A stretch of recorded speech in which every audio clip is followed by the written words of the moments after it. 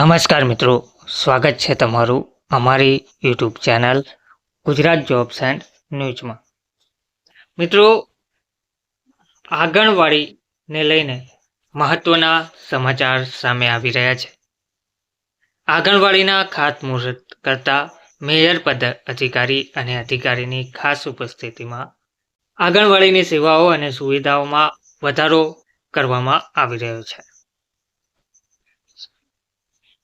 મહાનગરપાલિકાઓની આંગણવાડીના 13 લાખના ખર્ચે આંબેડકર નગર શહેરી નંબર 4માં હયાત આંગણવાડી બિલ્ડિંગના કેમ્પસમાં નવી આંગણવાડી બનાવવાના કામનું ખાતમુહૂર્ત 8/2/2025ના રોજ કરવામાં આવ્યું હતું. તેમાં શ્રીમતી નયનાબેન પેઢડિયાના વરદ હસ્તે કરવામાં આવ્યું હતું.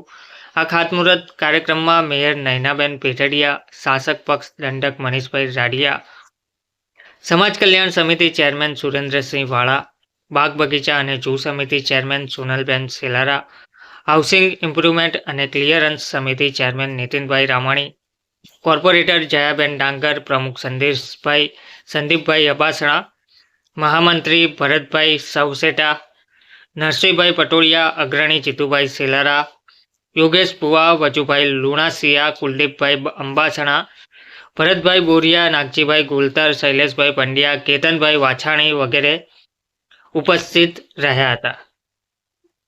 તો વોર્ડ નંબર 13માં આંગણવાડીથી આસપાસના વિસ્તારોના બાળકોને ફાયદો થશે અને સુવિધામાં વધારો થશે. આંગણવાડીના ખાતમુહૂર્ત કરતા મેયર અને પદાધિકારી અને અધિકારીની ખાસ ઉપસ્થિતિમાં આ કાર્ય કરવામાં આવ્યું હતું. તેનાથી આંગણવાડીના બાળકોને મોટો ફાયદો જોવા મળશે. આંગણવાડીને પણ મોટો ફાયદો થશે. સુવિધામાં મોટો વધારો જોવા મળી રહ્યો છે. તેનાથી મોટો ફાયદો જોવા મળશે. ધન્યવાદ.